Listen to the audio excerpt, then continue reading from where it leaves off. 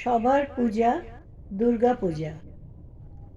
ছেঁড়া গেঞ্জিটাকে সেলাই করে তার উপরে ঢলঢলে ফতুয়া পরে সবাইকে নিয়ে ঠাকুর দেখতে যাওয়া লোকটাকে বাবা বলে।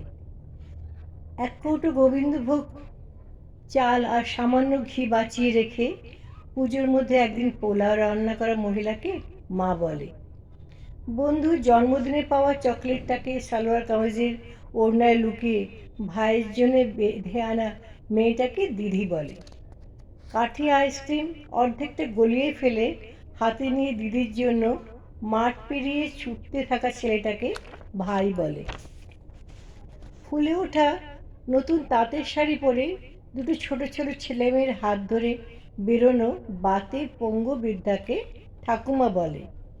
ডিজাইনার পাঞ্জাবি পরে অঞ্জলি দিতে দিতে পাশের বাড়ির নতুন শাড়ি পরা মেয়েটাকে কলেজ পড়ুয়া ছেলেটির আর চোখে দেখাটাকে ভালো লাগা বলে। টরন্টো দুবাই থেকে ফিরে সবাই মিলে একজোট হয়ে অষ্টমীর রাতে স্কচের আসরে পাড়ার ইলেকট্রিশিয়ান বন্ধু হাবুকে নিমন্ত্রণ করাকে ছোটবেলার বন্ধুত্ব বলে। শিল্পীর হাতের 6 মাসের মেহনতে বানানো দুর্গা ঠাকুরটিকে নারীর চিহ্ন করে বিক্রি করে সেই টাকায় অনাথ অসহায় পথশিশুদের জামা কাপড় কিনে দেওয়াটাকে মানবিকতা বলে।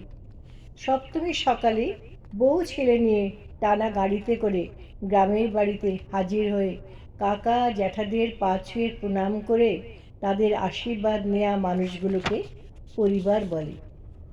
বিশ্বের সবচেয়ে মনোরম জায়গা ছেড়ে বিবাহিত মহিলারা একদিন যে বাড়িটাকে স্বর্গ বলে মনে করে সেই বাড়িটাকে বাপের বাড়ি বলে।